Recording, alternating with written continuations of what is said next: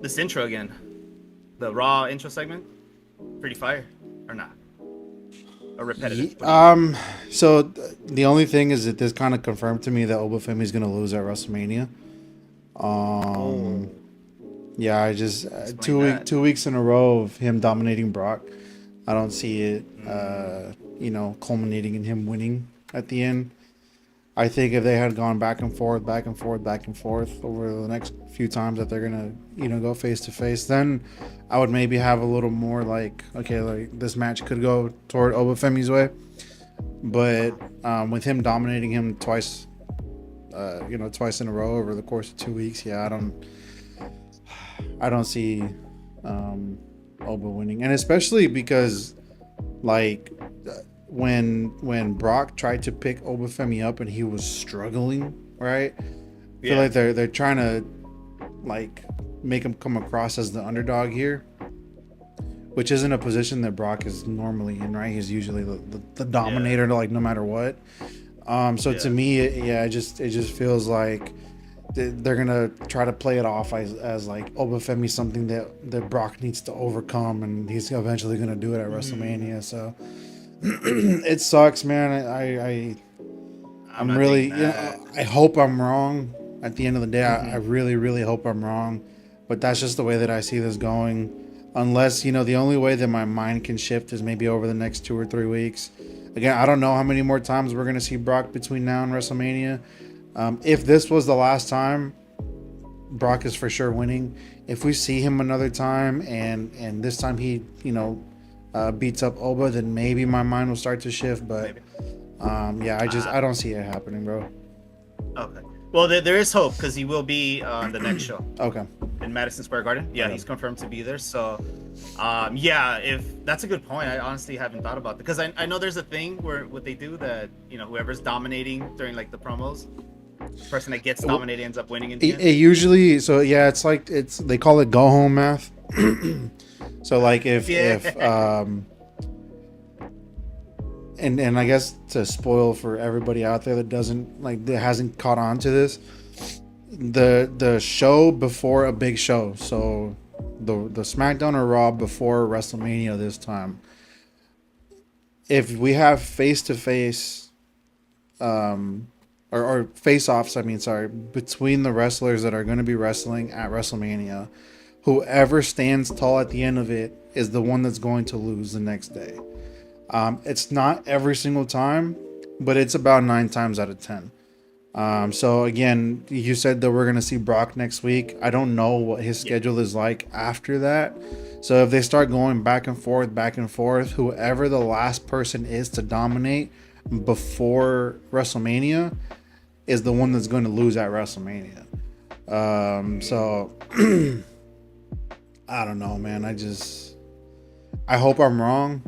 Again, I really this this needs to be Obafemi winning here, because we're trying to build him up to be like the next big thing, and I think Yeah. beating somebody like Brock is going to just propel him into that position.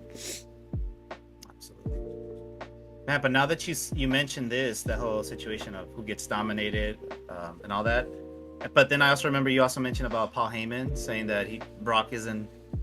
They shouldn't make Brock lose because he's about to retire. Hmm. I remember you were telling me about Yep. that. So now that's also like hitting like, oh man, like I don't know. I cannot. I don't want to see Oba lose. That's Right. if he does lose, I don't fully think it's gonna hurt him too much, but it will hurt him. Oh, It for will hurt sure, his it's going to hurt credibility. him. For Yeah, yeah. and then like I don't know, man. It wouldn't make sense to me to have Oba lose at his first WrestleMania. I think going into it against somebody like Brock Lesnar is going to propel him whether he loses or wins. But having him win and maybe in like maybe not in dominating fashion, but like a conclusive win, right, where there's no shenanigans or anything like that. I think that Mhm. that's going to help get Obafemi to that next level. If he loses, though, I feel like he might get stagnant, and he might stay at the same level that he's at right now for a while. So again, I don't hope that he wins. I really hope, or I'm sorry, I don't hope that Brock wins. I Mhm. really hope that I'm wrong here and Oba does pull off the win, but again, at this point, I don't see it. Yeah. Yeah, especially with that. But I mean, if let's say on Monday, Brock ends up dominating Oba, do you think that they can still go? But again, so if he comes it. out, if he comes out on Monday, and he dominates Oba, it really all depends on how many more times we get Brock between then and WrestleMania, right? Because after next Monday, we're what, 3 weeks out? I want to say. So there's probably going to be about 3 more Raw. So if we get him, 1 or 2 more times in between there, then we'll have to wait until that last one. If he comes out this next Monday and does dominate Oba Femi, I feel like because Oba got 2 in a row, Brock is he can get that one and still win if the next time we see him is at WrestleMania. Because it's still, even if he comes out next week and dominates Oba Femi, it'll still be Oba 2, Brock 1. So, you know what I mean? Yeah. So yeah, I don't know, man. That makes sense. I really hope Oba comes out on top here, but as of right now, I just don't see it. But damn, yeah, having Brock Lesnar, it's an obstacle. He doesn't need this win. Nope. Like whoever's already planning on doing that, like, dude, get this person out of that boardroom meeting, because wow, like. Well, yeah, and again, he doesn't need that win. It's probably not even somebody in like the creative area. Well, I guess Paul Heyman's in the creative area. I feel like it's him more than anything, And again, if Brock really is planning on retiring later this year, I can kind of see why they're pushing for this, right? I don't think that he needs to win absolutely every match between now and then, but it's also Brock Lesnar. The motherfucker doesn't show up. You know what I mean? Well, his last match before this time, he was at the Royal Rumble, he was in War Games, and then WrestlePalooza, right? So we've seen him a few times since he came back at SummerSlam last year, but again, he doesn't show up, so if he has 2 more matches to go and one of them is WrestleMania and the other one's going to be at SummerSlam, I can see why they're trying to push him to win. I just don't think that Oba Femi was the right choice that's the route that they want to go. Yeah. No, absolutely. Yeah, that makes sense. But yeah, again, one of those things we got to wait and see. I mean, let's not think too ahead. Just the whole segment itself, what you think? I mean, the segment was cool. Huh? Paul Heyman is Paul Heyman. Like, no matter what, he's always gonna have a good promo. Yeah. There's not too much to talk about this time. Again, we saw it last week. Last week was when it was really like a big surprise. Again, this time, kind of like copy and paste. Yeah, pretty much. He wasn't as dominant this time as he was last week, right? He didn't, lay him out or anything like that. But even the clothesline out of the ring, it's still Oba Femi came out on top here. But yeah, it was a good segment. It wasn't anything to like really get like super excited about, but I enjoyed it for what it was. Dope. Yeah. That's all we got to say about that. One thing that I have wanted to talk to you about, because we haven't really talked too much lately. Last week when we talked about the Randy Orton heel turn, I said that there isn't a world where Randy is going to get booed by anybody, and we saw that happen on Friday. Even with them trying to tug at the heartstrings with him attacking Matt Cardona, like no one gave a fuck, right? It's still Randy Orton. Even when he was doing that promo where he was like, saying hi to the kids or signing stuff or being nice to the kids, put a smile on my face, but it was always fake. Like no one cared, no one booed him. So it just, again, it kind of tells me that there was no reason for Randy to be the one to turn heel. This should have been Cody. And every week from here until WrestleMania, and probably even beyond, if Randy stays heel for who knows how long at this point, there's not a moment in there where I'm going to believe that Randy Orton turning heel was the right choice. No, yeah. You called that, and yeah, that's true. I did notice that too when he came out. I mean, everyone's cheering for him. Like, no one's gonna boo this man. This man everyone's excited that he's even going to be a part of WrestleMania, let alone the title match too. I really thought No, that they would definitely. have. Sorry, real quick. I really thought that they Yeah, would go have ahead. learned from last year, Yeah. right? With turning John Cena heel, it wasn't the right time to do it. And even during the match at WrestleMania, everybody was cheering for John to win. I really, really, really wish that they would have, again, learned from what happened last year and fucking finally pulled the trigger on turning Cody. But here we are going into another WrestleMania with super babyface Cody, and it's just not hitting. It's Missed not. opportunity. Yep. It's not. But yeah, it all goes down to that. It's the whole merch. These babyface, he's a top Yeah. seller. TKO greedy. They only care about the money rather than like progressing the story. But yeah, this would have been the time to make Cody a heel. Right. Randy could have been fine as a babyface, like you said. He was gonna get cheered either way. Yep. But yeah, and then I still remember how I liked how you said if that had happened, if Cody would have been the one that had gone heel, you would have doubted which would be the real main event. I understand they have their first night, second night, but we all know second night's the real main Second event, night's a real. Yep. Yeah, but that definitely would have been a contender too at that point because it's like, yo, Cody, he's heel now, so where are we going with this? Yep. Definitely could have been also a long-term story too, just seeing Cody as a champion but heel, just tearing down everybody. I mean, I don't know. I mean, what's gonna happen with Randy? I don't think he's not gonna win. I think he's gonna win. So I think he's gonna you think win. he's taking I think he's gonna the- win. He has to. But this is where it becomes tricky then, right? Because I feel like he has to win. If he doesn't win, I feel like then this whole thing was for nothing. And especially also because I do believe that Punk is gonna win. So I don't see a world where they keep both titles on the people that are going in with the titles, right? So I think Randy is gonna come out on top here.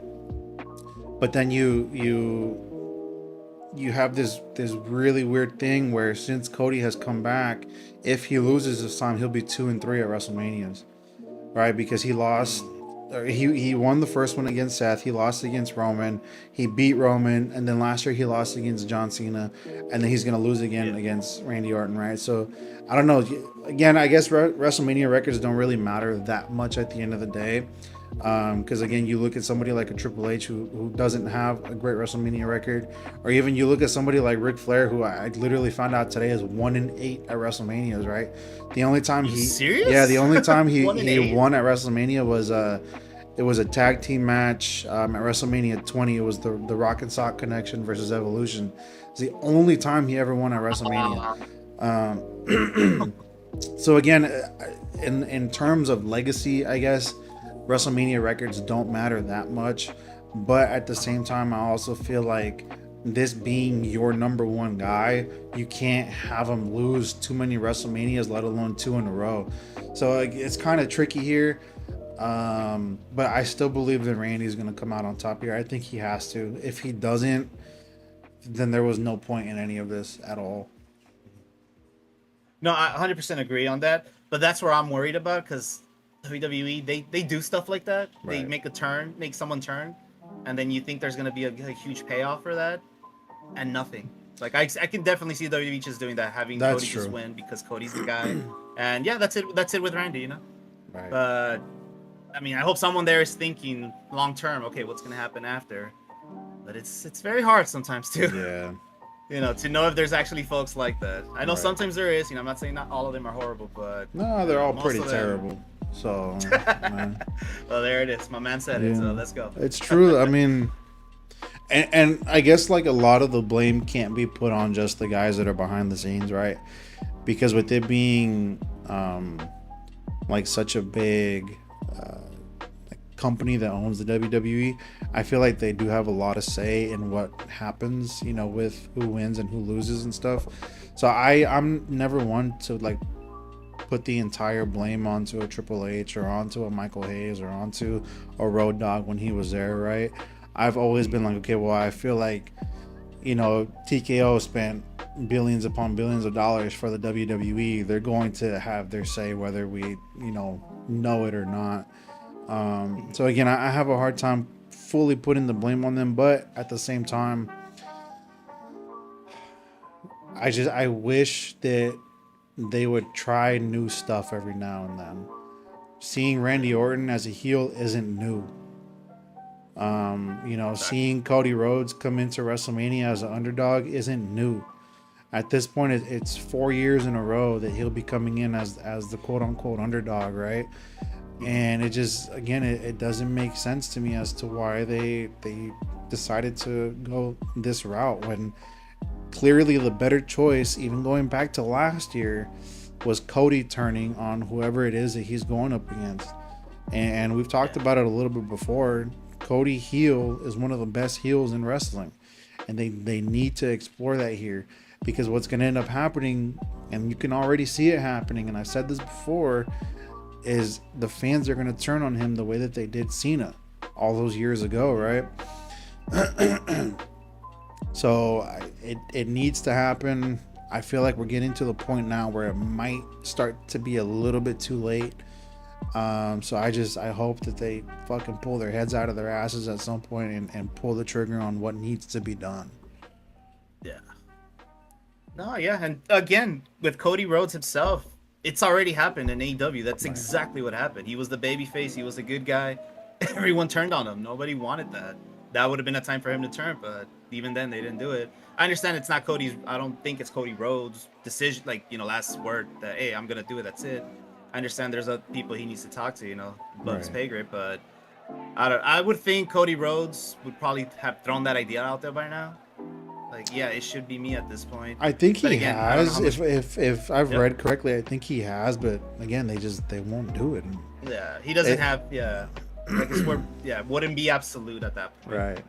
But I mean, it's the same old thing, man. We've seen this over the past years with WWE. They are scared to try anything new. It sucks, but that would have been the better choice. Yeah, way better. So then, be outside. Sticking to the SmackDown side of things real quick, I did want to get your opinion because I have to. I think that the next women's tag team champions are going to be the Bellas. I think it has to be. I think there's going to be a multi-woman tag team match at WrestleMania. And they started to set it up a little bit more this week with Charlexa getting involved in the match, right? The way I see it is the Bellas are the only true women's tag team in the company right now, unless I'm missing somebody, but I can't really think about it right now. And I feel like those tag titles would do pretty good with them, and it'll give it'll allow the women that are in there that should be main eventers to get out of the tag team and go back to the main event, which I feel like we desperately need at this point, especially on the SmackDown side, right? We see, Charlotte and Alexa being paired together when I believe that they really need to be going after the main titles here. I can see Alexa going after the U.S. title, especially once Tiffany wins, because we know that's going to happen, right? And I want to see Charlotte back in the women's main event scene, going after the world title there. Especially, I mean, it doesn't matter who wins at this point between Jade and Rhea. I think regardless of who it is, it's going to be a really good match with Charlotte, and that's what I want to see. I need that team at this point to get out of the tag team division. And I feel like having the Bellas win would kind of give them the push to get there. You know what I mean? Why not just keep the tag team titles on Nia? So I think the way I'm seeing it is they can have a really good back and forth, and I want to kind of take this back to somewhere. I want to say it was 2018. Now, I'm not saying either of these teams are as good as the teams that I'm going to say, but for a while there, specifically with the SmackDown tag team titles, there was a really big rivalry going around, and these fucking titles were jumping from hand to hand to hand, seemingly every other month. And that was the three teams of the New Day, the Bar, and the Usos, right? I feel like we can maybe kind of have something along the same lines of that, where these tag titles jump back and forth, back and forth, back and forth, back and forth. And I feel like those two teams are really good. The reason that I'm saying that the Bellas are gonna win is because first we finally, we have Brie back, and then on top of that, this is gonna be their first WrestleMania in how long? I don't even remember, if I'm being honest. So I just think that it's like set up perfectly for them. And then on top of that, with Nia and Lash being heels, it makes sense for them to drop titles pretty much seemingly like whenever. We don't really need to protect them, so to say, I guess. So yeah, I feel like that's gonna be our next women's tag teams. So I wanted to get your opinion, like I said, because I know how much you love the Bellas. So. Logically, that does make sense, but no, I just don't want to see them win. I don't want to see them come out. I don't want to see them do promo. I don't want them here, bro. Like, especially after that video I sent you earlier. Like, oh god, like, it's just so I'll give you delusional, man. But but it does make sense, because now I'm thinking too. Okay, let's say that does happen. Charlotte and Alexa, they both go back to the single title runs. Who else is there for the tag team? Well, you got to think the good thing about the women's tag team side is they can defend it on SmackDown, Raw, and NXT, right? So they're still in NXT. Oh, yeah, they can defend NXT pretty much wherever. So no matter what, there's always going to be teams there for them to defend against. On the Raw side, I always think of Bayley and Lyra, right? And then again, they can start, putting people together here and there that aren't main eventers, right? You see that they already broke up Rhea and Io. Yeah. So you could do the same thing on the SmackDown side with Charlotte and Alexa, and then just put other people that maybe aren't doing anything right now back in the tag team title scene. I could see when Chelsea gets cleared, that she's gonna go back into a tag team with Alba Fire. Obviously, once Julia loses the U.S. title, I could see her being a tag team with Kiana James. So there's a couple other people throughout both shows that I believe. Yeah. Looking at the NXT side, Fatal Influence. I guaranteed by Stand and Deliver this year that JC Jane is going to lose the NXT title. So then it's going to leave them kind of in this limbo area where you can throw them together as tag teams, so we can start to get more matches with new faces, fresh matches. Yeah. That way we're not just, recycling and repeating the same stuff. There's the Kabuki Warriors too, still on the Raw side. I don't see them, lasting much longer, especially with what we got today, right? Where, Asuka was really, really like, digging into Kyrie. But yeah, I feel like there's a lot more that we could do with those tag team titles, and we just need to get those main eventers out of there and back into the single scene. No, well, yeah, that makes sense, and I completely forgot that. Yeah, they're also defended on the NXT side. So yeah, I definitely see like new stars being formed, new teams being formed, new faces, like you said. And I mean, dude, I hate to say this, but it's got to be said. The clout that the Bellas twins have, it would help. Oh my god, bro, I can't even finish that sentence. Anyways, yes, I see that the clout that they have, it would help the new stars. Okay, like, yeah, we beat the Bella twins. Yep. I will never be a Bella twin fan. I just do not like them. Number one fucking hater over here. I hate them, bro. I've hated them since they were in their peak. God, dude. It's because I'm telling you, the only reason they're loved right now is because all the kids that saw them, they're all grown up now. So that's nostalgia factor. It's hitting hard. But it's like, do you guys not remember that was bathroom breaks? I understand they didn't get much to do, but even when they did, they weren't doing anything. They were trash. Yeah. I mean, go back to the Brie and Nikki feud a while back, and Miss Nikki, I wish she died in the womb. Like, fuck out of here with that. Like, what is that? I can go on and on, but that's. But I mean, you kind of have to take into account that it was a different era, right? You can't. I get like this is where it gets kind of tricky, obviously, because the women of today are in a completely different league than they were back then, which is why I also Yeah. believe that we kind of have a harder time connecting to somebody like a AJ Lee now. Even though she was one of the better ones in the ring back then, she doesn't compare to a lot of the talent of today, right? Yeah. But Yeah. going back to the Bellas, the only issue that I have with them specifically is that for some reason in their minds they do truly believe that they can keep up with the women of today, even though, like, again, they were never that great to begin with, and on top of that they're older than they were back then, so they don't move the same way, right? That being said, I really do think that them with those tag titles, like you said, is gonna bring like a different kind of fandom, you know, to the WWE, or even bring back people that haven't watched in a while back to the WWE specifically for the Bellas. Yeah. So yeah, I just, again, especially with it most likely culminating at WrestleMania, I do see that, you know, they'll come out on top there. Let's see how that goes, but it's gonna be a tough pill to swallow, man. I mean, just even thinking about, like, it makes sense. Logically, it makes sense. I'm not gonna deny that, but it still hurts. It hurts my head so much, man.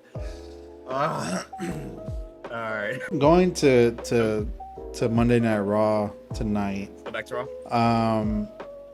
So there's a couple things. So one, I want to get your opinion because I feel like we really differ here on how we see this person, I guess, right now.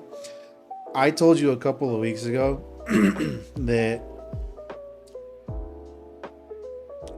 I was really liking what Jey Uso was doing right now. And tonight kind of solidified my opinion on what he's doing right now, because I really, really enjoyed, especially the ending segment with Punk. And even when Roman came out, I fucking loved every little thing about what Jey Uso was doing there. I love this not new, but like this refound attitude, I guess, that you know, we used to get from Jey Uso. So I just kind of wanted to get your opinion and gauge where you were at on that, because I know that your opinion on Jey kind of shifted over the last year or so. So, but that is a great question, because even on my videos today too. Okay, again, I gotta admit, I did enjoy the brass knuckle thing. You know how he just didn't even try to hide it; he just went for the KO. Yep. And then he was just so pissed off that he goes back in and attacks Logan Paul as well. Okay, that got me. Even in my video, I'm just like, okay, Jay, I see you now. I see you. So I am digging this aggressive side to him. I'll be honest, I think I probably didn't really see that during the Bloodline, because again, I can't say that like, oh, I saw the Bloodline from when it started to when it ended. You know, I can't say that. I saw some of it. I thought some of it was cool. I know last video you mentioned about how that was kind of Jay. Jay was kind of showing that a little bit more during that time. So I think maybe if I had seen that a bit more, I might have been like, okay, this is dope. The only reason, the whole thing with Jay is just when they gave him his singles run. Yeah. And the fact that it's like, dude, you have to understand, you're not in a tag team anymore. You need to go train. You need to work out. You need to condition yourself, be better. Right. You know, they're believing in you. And I don't know, he just looked like a chump. Like, you know, the lead up to WrestleMania a couple of years back, he was making sloppy mistakes. I understand everyone makes mistakes, but him at that level shouldn't be making those mistakes. Right. That's where for me was the Jay. I don't know about Jay anymore, you know. And then it just got kind of annoying where we're trying to have like war games. You know, this is war games. Right. And then you have Mr. J. Like, dude, come on. Like, you know, this is a war. Like, we're fighting for our lives. But he's always just throwing that out. I understand people like that. You know, I just wasn't a fan of that at that point. But no, going to right now, I am digging what Jay is actually doing now. So I am excited to see a little bit more of that. I guess sometimes I don't know. I just get annoyed of his like, like, bro, what? Like sometimes I just don't understand what he's saying. So that kind of gets on my nerves. But that's where I like Jimmy, when Jimmy comes in and he's just very serious, but you can understand him clearly. Yeah. That's what I'm digging about him. Like, oh, like, you know, better watch how you speak about our family. You know. And stuff like that. I'm like, oh, okay. But no, my opinion on him is shifting a little bit. I am digging his, I guess, almost heelish persona, or anti-hero, I guess it would be, because it's not necessarily heel yet. Yeah, he's more like tweener-ish right now, I guess. Yeah. But sorry. Yeah, like I said, the ending segment with Punk, I could see why you're saying that when he gets like really emotional and starts speaking that way, that it's hard for you to understand him. So it might get a little bit annoying. But I also like when Jimmy comes out and they feed off of each other. It's kind of like this yin and yang thing, right? Where you could tell they're both still very serious, but Jimmy is more on the calm side, and then Jay, he's more chaotic, more energy. But yeah, like I said, I really liked this entire segment. I liked everything Punk was saying up until Jay came out. I liked what Jay was saying. I liked when Jimmy came out. And then even when Roman came out and they started to kind of brawl, I really liked when they were trying to pull Jay away and Roman was getting out of the ring and he was like, no, he was like, go fuck him up. Like he said this, like, Yeah. like you need to get your ass back in there and beat his ass. And then Roman gets back in there, he fucking kills Punk, right? I loved that entire thing. So yeah, I'm really enjoying a lot of what Jey Uso is doing right now. And I think a lot of what's kind of helping him is during like his super babyface run when he was a single star, whenever he would try to cut a promo, after every single sentence he would say, the crowd would always yeet, right? And I feel like that would mess him up. I feel like he like the cadence in which he was speaking for the crowd to be able to kind of interact with him would always mess him up. He'd say something, yeet. He'd say something, yeet, right? Yeet. And now we're not getting that. And I feel like the words are starting to flow a lot better with him. Dude, during the again, I wasn't watching 100% either during the COVID era when the Bloodline was starting, but I've gone back and I've seen specifically a lot of the Bloodline stuff from the beginning to the end, and Jay's character work and his promos were the best that I've ever seen from him, and I feel like we're finally getting back to maybe not 100% to the exact same level, but we're getting back to that realm where it's just passion behind what he's saying, and like there's hardly any stumbling, and you just believe everything this fucking guy is saying. So I hope that it sticks this way. I hope that no matter what happens with those tag titles next week, that if they stick by Roman, I hope that they they kind of bring it back to the old days of the Bloodline. But yeah, man, like I'm loving Jey Uso right now. I really am. No, yeah, there's definitely a shift. One thing that got me excited too was that moment where Roman was telling Jimmy, "Hey, get your brother," and I'm gonna say this as respectfully as I can, like, get your brother and get out of my ring, right? When he said that got me like, whoa, Jay's not gonna like that. Like, right. That's the feeling I had with Jay during, like, I guess the later when he was about to leave the Bloodline, because I really did like that, where he was the one that wasn't really following Roman anymore, or was kind of like the rebellious kid from the group, right?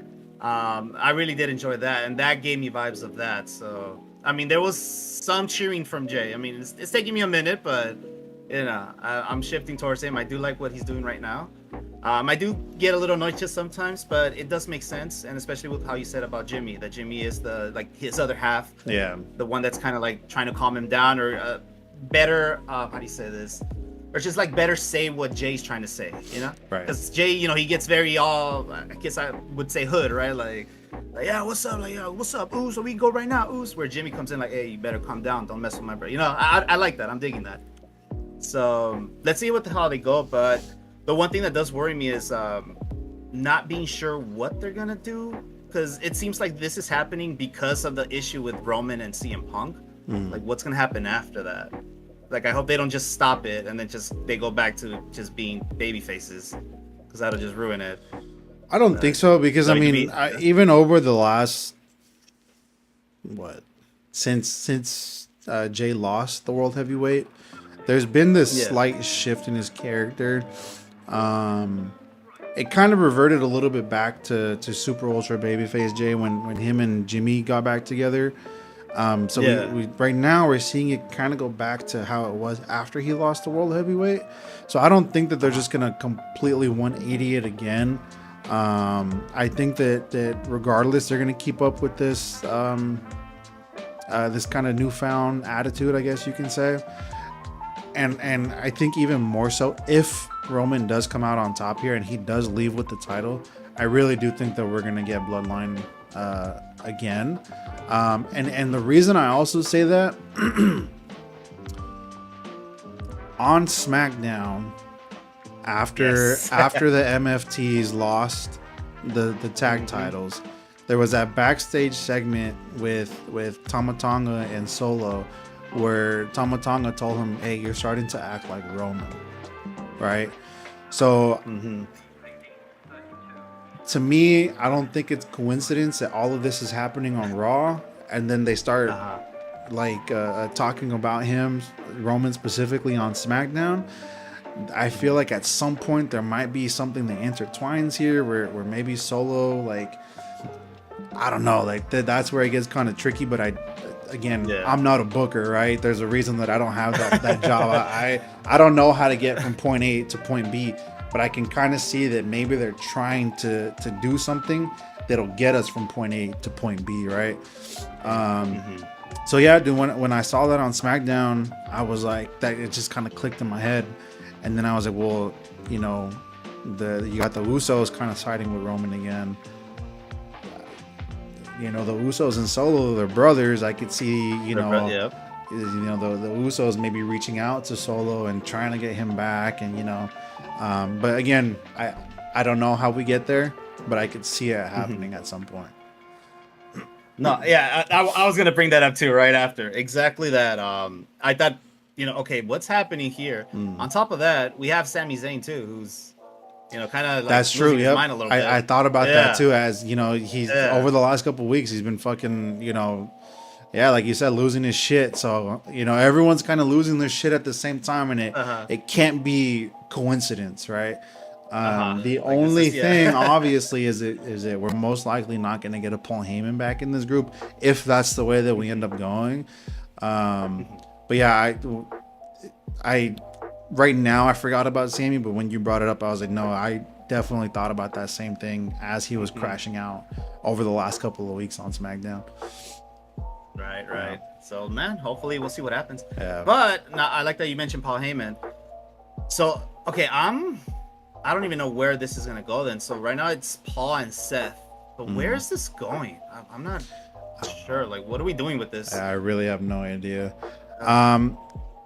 Not to spoil too much, but from what I've read, I think Braun Breaker might be ready before WrestleMania.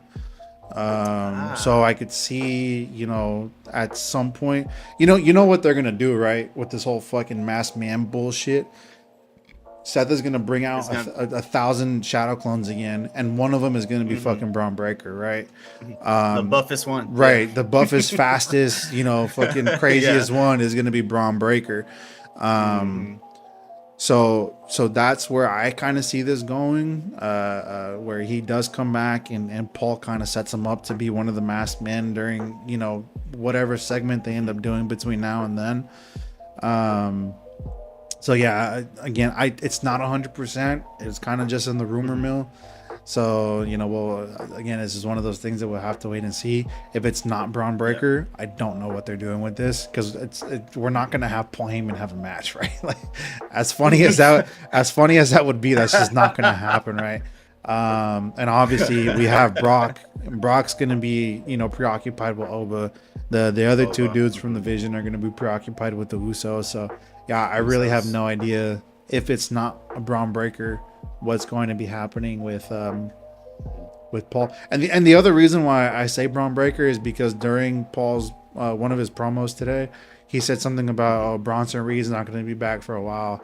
Braun Breaker's not going to be back for a while, but I feel like that's just to kind of throw us for a loop. Throw us up, yeah. So yeah, I see it. That's where I see it going again. Other than that, if it's not that, then I have no idea. What about Seth? Has he been cleared, or are they just going with the story that he's not? They haven't said anything, but if he's stomping people and fucking doing this, that, and the other. I would imagine he is, but Yeah. again, I don't think they've said it clearly. I could be wrong though. I really have no idea. Because, well, I mean, stomping people. I mean, he's only stomped Paul, right? Right. He hasn't really gotten down with anybody else. I don't think so. Like, no, like the whole thing with Brock and Oba, he just Right. just got out of the ring. Basically, he hasn't really been facing anybody else aside from Paul. That doesn't Right. really count at that point. But yeah, I wonder what's his deal. But I'm not yeah, sure. just the way their promo ended too. That was intense. The whole Paul. Oh, I'm like, gonna you're adopt go your to- daughter. Like, yeah, dude, that shit was crazy, You're bro. gonna go to jail. I'm gonna adopt your daughter. Oh wow. No, the one that But got me, the- bro, was when he said that Becky was gonna marry the entire locker room. I was like, fuck. He called her a hoe, bro. That's crazy.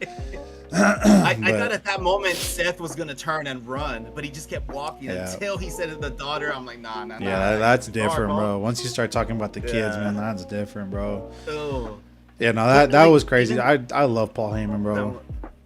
Paul is just he's a genius. But even the way that ended too, Paul, the way he was laughing, Yeah. like he has something in mind. Oh, for sure. And it has to be it's Braun that. Breaker, It's the bro, yeah. It's Braun Breaker. Yeah, It has makes to me be. think it's that. I don't really remember exactly what the injury was, but even if it was something serious, a fucking specimen like Braun Breaker, bro, he's gonna heal really fast, right? So, but again, at this point, fuck, what's it been since he's been out? Like a month or two at this point. Was it the Royal Rumble or did he have a couple matches after the Royal I Rumble? want to say there might have been one after the Royal Rumble, but I honestly don't remember at this point. But regardless, even See, I if it remember was the Royal Rumble, we're still looking at about 2 months. So 2 months. Yeah. Yeah. No, you're right. Hopefully, but yeah, hopefully something does happen. But that did like catch my interest too. Just the way Paul was laughing. That's Yeah. it gave me Roman vibes from the last episode. The Right. whole situation, the mind games type of deal. Mhm. So let's see where we go from there. But hopefully, but it's, Paul, gotta love Paul Heyman, man. Yeah. That dude. Whew. So He's a one of genius. the last ish things that I guess I wanted to kind of bring up, something that I've been kind of following a little closely, is so the question is, where the fuck is Gunther at, right? So the speculation was that he was supposed to face Rey Mysterio at WrestleMania, most likely to retire him, right? Word has gotten out that Rey Mysterio said that 2026 is going to be his last year. And I think it's going to be like sometime mid 2026. I don't think they're going to take it all the way to the end of the year. Oh, okay. So again, he was getting into that little feud that he had going with Dragon Lee, because it was eventually going to lead to Rey Mysterio. Rey got hurt. I think it was the week before the Royal Rumble. So he has like multiple cracked ribs or something like that. So he's not going to be back for a little while. The shitty part though is that they don't have a backup for Gunther. I don't think that leaving him off of your biggest card of the year is the right choice. So what do you think is going to happen here? Bro, I'm at a loss. I have no clue about Gunther right now. Yeah. Like I'm not sure what they're gonna do with him or anything. I personally think they're just not gonna have him there. That's some of the stuff. That's something they would do. So I made a video about this last week or the week before. I personally think that Rey Mysterio getting hurt right now is kind of a blessing in disguise, right? I don't think that Really? Gunther was the right person to retire him if that's the route that they were planning on going. Uh-huh. The person to retire him has to be his son. I Yeah. think that when it finally comes down to it, it needs to be for the mask, maybe a mask versus hair match or something along the lines of that. I think Dominic needs to win, and I think that Rey needs to hand over the mask to Dominic. I don't think that Gunther retiring Rey Mysterio would have been the right choice in any shape, way, or form. So I'm kind of glad that this happened, as fucked up as it is to say. But going back to Gunther, I think there's a couple things that you can do, because there is another guy who doesn't need to be left off this card that as of right now doesn't have anything going on, and that's the LA Knight. I could see it where Gunther comes out and kind of issues an open challenge or something along the lines of that, and LA Knight kind of responds to it, right? But then there is that kind of weirdish area right now where he's dealing with stuff with the Usos and with the Vision, so it might be kind of weird for him to jump into something with Gunther. But again, those two guys don't need to be left off of this card whatsoever. And as of right now, there's nothing left for him, so why not just lump them together? Yeah, that would make sense. But yeah. I can see WWE just not having them on the card.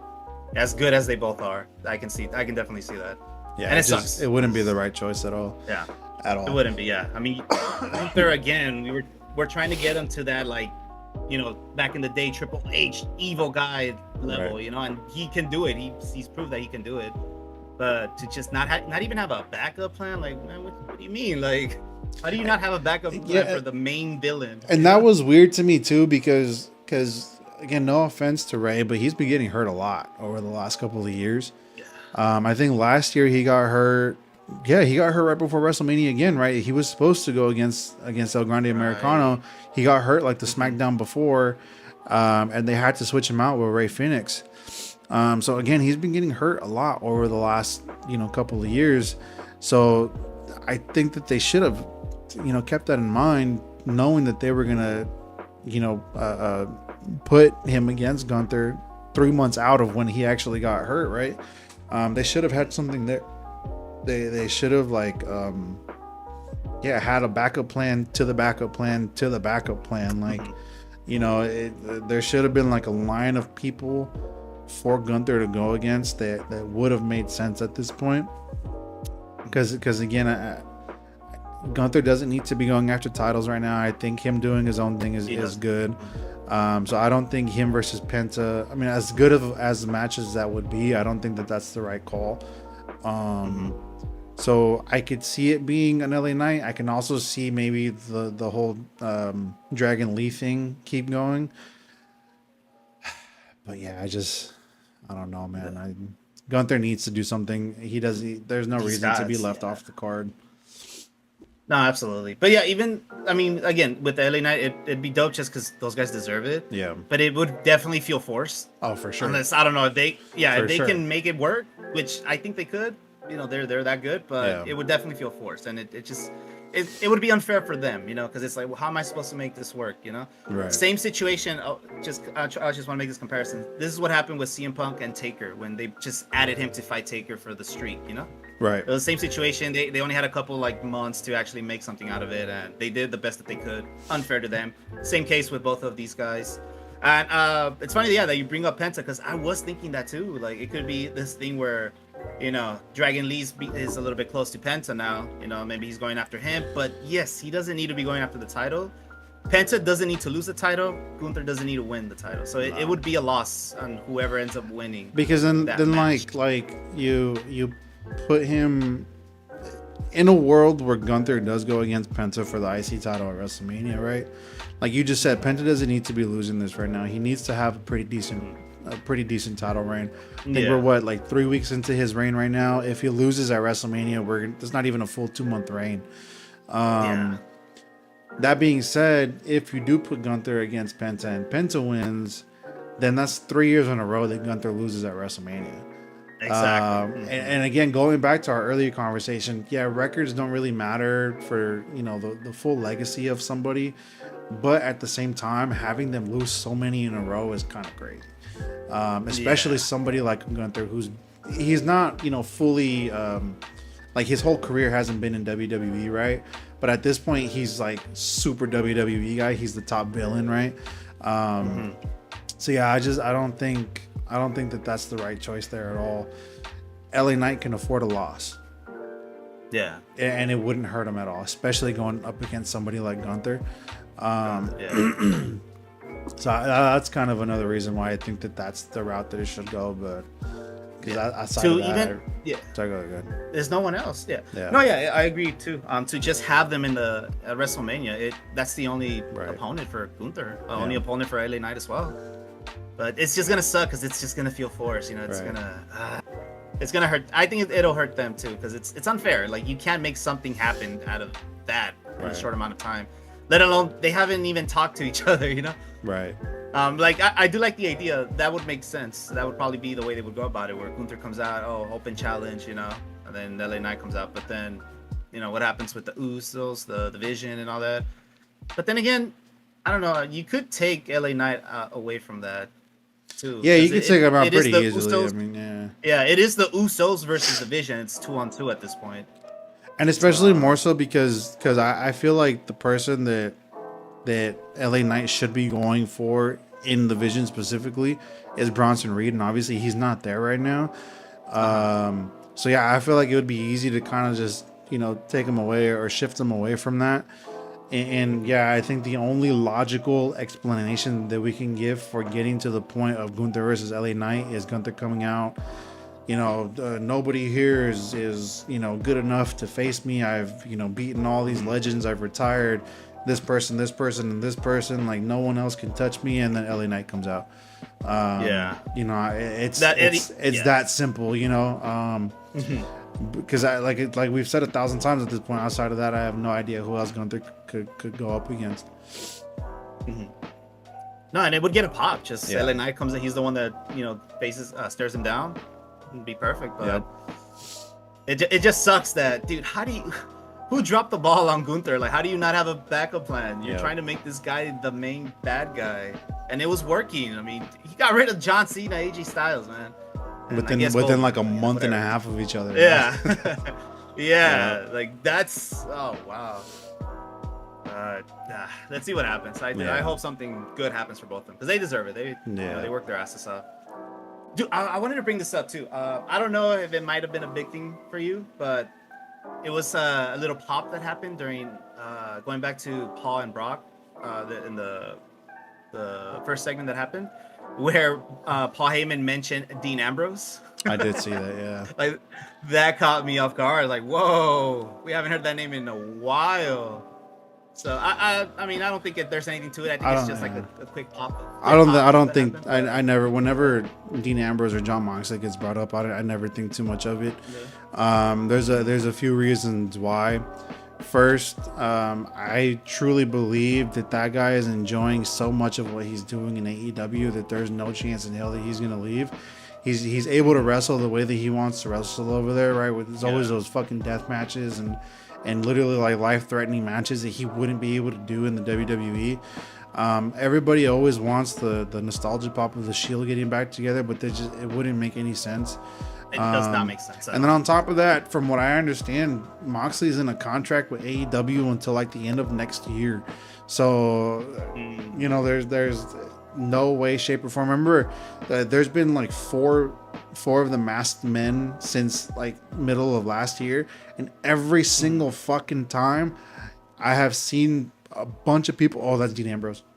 That's Dean Ambrose. That's John Moxley. Really? And it's like, bro, like, you guys don't fucking understand contracts. Like no, it's not. He's not coming back. So if he comes back, it's gonna be when the motherfucker's in his mid-50s and he can't wrestle the way that he wants to wrestle right now. Yeah, this is, people need to get that shit out of their heads, bro. That's crazy. Heyman said Dean Ambrose for a cheap pop, and that's what it got. Yeah, that's what it is. Yeah, that's what it was. But that's crazy. Like, come on, guys. You know, John Moxley, Dean Ambrose, whatever. I seriously doubt he would even agree to come back in that fashion, like as a masked man. Like, nah. Nope. Especially from the stuff he's doing in AEW, nah. I mean, you think about the way he left with that whole like Bane type of character, right? Which was stupid stupid back then. He's not gonna come back in a fucking masked man gimmick. Like, come on, bro. Yeah. I don't know. It really annoys me every time that's John Moxley. That's Dean Ambrose. No, it's not. That's crazy. No, I haven't seen that, but that's so dumb. Yeah, like, it won't be like that. Yeah. But yeah, I agree with you though. Yeah, when he's in his 50s, he needs a quick paycheck. That's when he'll come back. Hey, I'll go to WWE, have chiller matches, get paid, easy money, man. Yeah, he gets. Dude, he's one of the top guys in AEW. He's had multiple world title reigns. Again, he has the fucking, all those death matches. he jumps off of crazy shit, or has people jump onto him off of crazy shit. Like, you can't do that stuff in the WWE, right? Yeah. So he's not gonna sacrifice that to come back just so that you can be like, oh, the Shield's back. Like, that's not gonna fucking happen, bro. Get that shit out of your head. Just fucking forget that it was ever a thing. Like, it's just not happening, bro. It's not. You have a Even better then, like- you have a better chance of Kurt Angle rejoining the fucking Shield before Dean Ambrose comes back. Take that, people. So it's not Oh, happening, bro. man. Get that shit out of your It's fucking not. heads. But even that, like, if it was to happen, what are you gonna do with that? I mean, Nothing. Roman and Seth hate each other. Nothing. Yeah, you're What not is gonna there fucking to do with anything that? with it at all. Yeah, there's nothing. Yeah, like the only time they were brought back, it made sense because of Roman coming out with his cancer and everything. Like, Right. all right, cool, little nostalgic thing going on. That was fine. But other than that, it doesn't make sense to keep the Shield. Like, what are they gonna do? They Like, would once have go they would through have everybody, maybe like what are you gonna do? they would have maybe like a few months of like really cool stuff going on, but then after month 6, what do you do? Yeah, Like, you're gonna put tag titles on? You're gonna put a tag title on fucking tag Roman? titles. You know what I mean? Like, you're gonna put what? You're gonna have Roman be world champ while the other two are tag teams, or what? You're just gonna throw all the fucking world? Like, you're not gonna do anything. Like, there's nothing there for them to Nothing. be. Those 3 guys are so like above the Shield at this point that putting them back in the Shield would just throw them back down to a place where none of them fucking belong. Yeah. Jesus, man. It's not gonna What are we fucking gonna do? happen, Have them fight the Usos? Right, like- Bring back the New Day, a new version of the New Day. Like, what do you? That's so It funny. wouldn't make sense, bro, at all. It doesn't make sense. Yo, if any of you guys disagree, let us know in the comment, man. We can go. And back if you and forth disagree, on then this. I you're would fucking definitely love stupid. Like, it just come on, bro. Just think, bro. Like my man Justin look. Bieber said, it's not clocking to you, bro. It's Like, not- it doesn't fucking make sense at all. I love He's that. not I coming love that. back. He's not. He's not Oh, fucking man. coming back, bro. He's having fun over there. You think he wants to be fucking Bane again, bro? Well, you think Triple H has something good for him over here? Come on, bro. Come on, He people. doesn't fit on Give this up. side, and he doesn't fucking fit over here anymore. Oh, he He's does he's not. doing his Nope. fucking thing over there, and he's doing amazing fucking things. Like I said, multiple time world champ. He has fucking matches every other week where his life is literally on the fucking line. He's not gonna do that shit over here, and that's what he enjoys doing. Fucking leave him over there. You know, he's like, if you want to see a fucking Dean Ambrose or John Moxley, go turn on AEW. He's always fucking there. He's not coming back. There's no more Shield ever. Maybe when they're old and I'm talking super old, right? Because all those motherfuckers are in their 40s now. But I'm talking, like, you know, when they're 50s. Like, it's just, come on, bro. Think a little bit. He's under contract, bro. He's under a fucking contract. Ugh. AEW and WWE fucking hate each other. You think they're gonna share fucking superstars here? Come on. My boy can keep going. Bro, So yeah, it was for a cheap fucking pop. Throw it. It was for a cheap fucking pop, and that's what they fucking got. He's not coming back. Debates in the comments. Fuck, bro. Flurry debates in the comments. My boy, he'll take on all you guys. Love it, man. All right, let my boy calm himself. Gather yourself. Let's move on.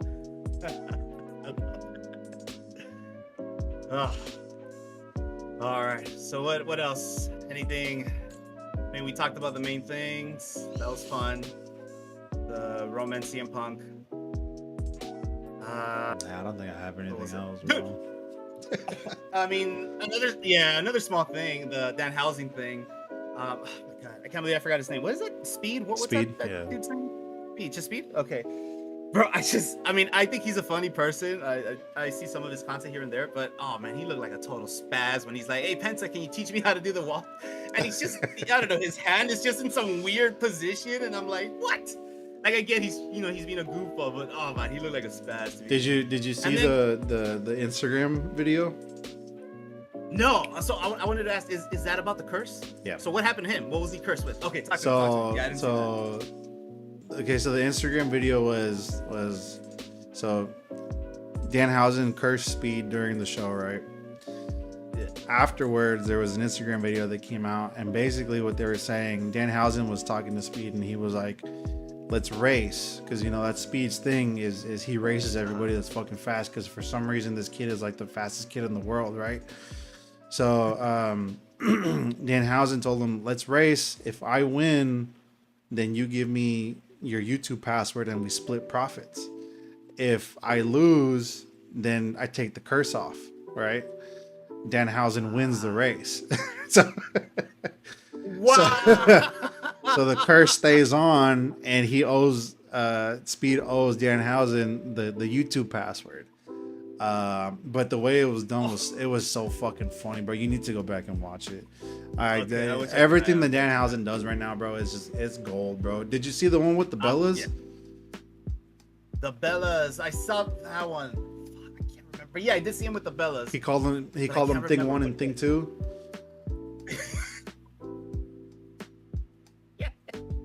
Bro, everything that he does is so good. And then I don't know if you follow Danhausen on Instagram or anything, but he had one with the Miz this past weekend, and the Miz was basically, he was talking to one of like the I think he's like the one of the heads of like the merch people who like make the merch, right? And the Miz was like, "Hey, like Danhausen, or I've been here for 20 years. You guys don't have a fucking t-shirt for me. Danhausen's been here for a month, and you guys already have a shirt for him." And the guy's like, "Well, actually, we have 5." Like, right? And the funny part was, I was like, "Do they really have fucking 5?" So I went and checked. They have 5 different fucking t-shirts for Danhausen, right? And bro, awesome. Like it. I'm telling, everything that this guy does is just gold. I love everything that they're doing with him. He's so funny. He's so charismatic, and it hits, bro. He's gotten so over this last month, right? Because we talked about his debut was kind of, everyone's like, "Who the fuck is this guy?" But now it's to the point where he tells people that they're cursed. You hear the crowd more than you hear Danhausen, right? Yeah. So yeah, and dude, he's saying it slow too, so so the crowd can say it with him. I noticed that today. Yeah. I did also see the one. I saw the one with Giant Gargano. He just robbed him of 20. Yep. That one was funny too. It made me laugh because as they were walking out, you can see in the back that he's just running, but he has like this little funky run. Yep. It's just like. See, and that's what was funny about the speed races, because he was doing that exact same run, but he still won the race, right? So that is awesome. Yeah, you need to go back and watch that one. Okay. It was hella funny. Because I was tripping. I'm like, is it one of those things in the commercials that they're showing, but they're not showing us? But it's on Instagram. Okay, I need to definitely start seeing that. But that's awesome, man. Yeah. I'm digging him. Complete, 180 from his Elimination Chamber debut. I was just like, I don't care for this guy at all, and now I get excited when I see this guy. So that's crazy, Right. Me and like the millions of people, We got Raquel versus Io next week. Yeah, that'll be a good match. That's gonna be a good match. Everyone knows. Oh wow, dude! I can't believe we didn't even talk about this. Yo, that brawl between Stephanie and Liv. It hurts girlfriend and wife, man. It hurts when the two loves of your life are in disagreements with each other. But no, dude, I'm so excited for that match, bro. And I also like that it feels like with this feud specifically, like they're not just talking back and forth with each other every time. Like there's been some talking, there's been fighting, there's been talking, there's been fighting. So there's like a good mix in there. It's getting me really excited for the match at WrestleMania. I honestly have no idea who's gonna come out on top there. I feel like at this point, I kind of usually have somewhat of an idea, where this might go. No clue. I have no clue. It's so even right now. Yep. No, when Stephanie came out, like it was. Oh, I was like, oh wow, I'm like, oh no way. Yeah. Bro, when fucking Dom tried to pull her away, like, hey, don't touch Stephanie, dog. Yeah. And Stephanie just clocks him. Yeah. Oh man, that was awesome. Yeah, that was a cool little brawl. Yeah. Cool little backstage segment too. And then one little quick more thing. we had Finn Balor come back Finn Balor after a week off, and Mhm. I just really liked that he kind of came out on top here, because I just didn't want it to be another where you know they just whoop his ass and then leave him in the ring, right? Yeah. I Judgment Day, yeah. they all come I out. personally liked how it was JD was the one that took the coup de grace instead of Dom. Yeah. I want to know what the stipulation is going to be for WrestleMania. Like, is this going to be for the AAA Championship? Is this just going to be a straight up one-on-one? Are we going to see the Demon? Is it going to be, you know, any kind of, you know, cage match or anything along the lines of that, you know? So yeah, I really hope that we get more of like a fleshed out part of that story next week. Yeah. Because like I said, I was waiting for it last week. Dom was hurt, so he wasn't there. But you know, now that he's back, I want this to kind of start to progress a lot more into WrestleMania. Yeah. So yeah, So yeah, definitely with Dom, and then eventually later too. I mean, he still got to deal with the Judgment Day, you know, because they all beat his ass. And again, Roxanne, man, what's gonna happen with Roxanne? yeah, I don't know. Yeah, because again, Roxanne was Finn Balor's Right. person, you know. So let's see. But now she's Liv's BFF. So, Right. so yeah, I'm excited to see that. So yeah, there's a bunch of possible stories that can happen from that. So looking forward to that. But yeah, Dom. I guess Dom and Penta, great match as always. It was a chill Yeah. match. Yeah. I enjoyed it. It was a perfect way for Dom to lose. It wasn't like a clean loss. It was distracted. Penta got the win. Everybody looked strong. It was distraction So- and it was a roll up at the same time. So yeah, it was like no cleanliness whatsoever there. Yeah. I don't even think Penta hit a Mexican destroyer this match, unless I missed it. No, he didn't. No, he didn't. But yeah, it was a good match. I remember as I was watching, I was like, man, Dom's really, really come a long way since he first started. Was it 2021, 22? I want to say. I forget when exactly it was. There. But yeah, man, he's grown so much. I don't know. I really don't know what's gonna happen here coming up at WrestleMania. Absolutely. Yeah. Bro, did you see the almost botch from Javon? So I'm not Where gonna lie, I this really I wasn't paying too much attention to that match only because I had something going on with my son. So I was kind of distracted a little bit during that match. I had it on in the background, but I wasn't closely paying attention to it. So you're gonna have to tell me what happened. No, yeah. The match itself, it was a good match. Javon Evans doing his thing like always, flying. But there was this moment where he threw Waller out of the ring and he was going for that typical suicide dive, but he overshot that. Like it looked like he went right through Waller and almost face first to the floor. Even Michael Cole was like he almost overshot that, but he got up quick, so he looked fine. But that looked scary, bro. That could have easily been a neck injury and the end of your career at 21, man. Like that. And in one of my videos, I completely captured that. I was terrified. I was like, whoa, like that. That woke me up. Damn. And then towards the end of it was rough. But I'm glad he's okay because hey, man, he's only 21, man. This guy has years. To continue progressing. But it was terrifying. And then there was another move at the end. It was pretty crazy. Waller was on top of the turnbuckle, and then he also gets on top. And it was weird because it looked like he was talking to the commentators, Michael Cole and Corey. I don't know what the hell he was gonna do. Like if he was gonna do some random flip off the turnbuckle to the commentator table, because even they were like, "What is he trying to do? Like what is?" Even they were kind of shocked. But he does this crazy move where he jumps and then just like they're on top of the turnbuckle. He jumps and he turns it into a hurricanrana. Made it look so smooth, dude. But he was so high in the air, made it look so smooth. Does that move and then does the OG cutter. Clean match, dude. But Yeah, it was a great match. I'll have to go Javon back Evans and watch crazy. it because, like I said, I wasn't able to pay too much attention to that one. No, for sure. But yeah, that was scary though. He could have seriously injured himself. I'm glad he didn't. That would have been super bad. It was a scary moment, but all good. Man, nothing much with Kofi. I mean, Kofi was there.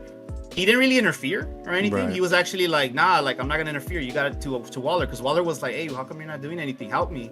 He's like, nah, you have to do this on your own, you know. And then when Waller lost, you can hear Kofi saying like, it's all right, he's talented, you know. Like you lost, but it's fine. Yeah. So you know, those were babyface words and actions. So I wonder what is going on with that. I really don't know too much of what's gonna happen there, because there was even that promo with Javon a little earlier in the night where they did bring up Kofi, and he was saying like, no, like I want to be my own man. I want to be able to make it on my own. I want to be the only like Javon Evans, right? So again, going back to, I think I talked about it last week. I think that them grouping together would be really good. I think if anybody were to mentor Javon Evans, I think Kofi would be the guy to do it. But yeah, I don't know. I think that's kind of like the main things that happen. Maybe there's a couple things we missed, but I mean, we'll figure it out later. Nothing. At this point, nothing probably worth talking about. It was kind of a slower week in wrestling this week. It was, yeah. There was the AAA stuff. There was only 2 matches. Nothing really crazy happened there. 2 matches. Yeah, we just kind of have to wait for this week, see what happens. Yeah. So yeah, absolutely. But yeah, guys, then we'll just kind of end it here. But I do want to mention that we should definitely start doing a little more reaction videos. I definitely want to do that stuff with you. Yep. And a little more videos, just us talking about also like the ruthless aggression era, just because that's what we grew up with. Definitely do a deep dive on that. So that's something to look forward to, everybody. So definitely follow me at themboy7. Boy, tell them where you're at. Yep. Follow me at Chris Agony on Instagram. I don't think I have anything crazy to say as we end it here, except Dean Ambrose isn't coming back. But yeah. Yo, seriously, guys, in the comments, let us know what's up. My man here, he'll just do it. I want to see that bat. I want to see that. So let him know what's up, man. These people don't know how fucking contracts work, bro. And even then, like, why would he want to come back? Make that make sense to me. Like, come on, bro. That's the challenge, then. Someone make that make sense. Anyways, and that, guys, yeah. Make sure subscribe to After the 3 Count. That's where we have pretty much all our stuff in there. That's where we team up, and then we got our own socials, but we've already mentioned those, so we're all good. I guess that's it, my boy. Yep. Cool. We'll see you guys later. Thanks. Peace.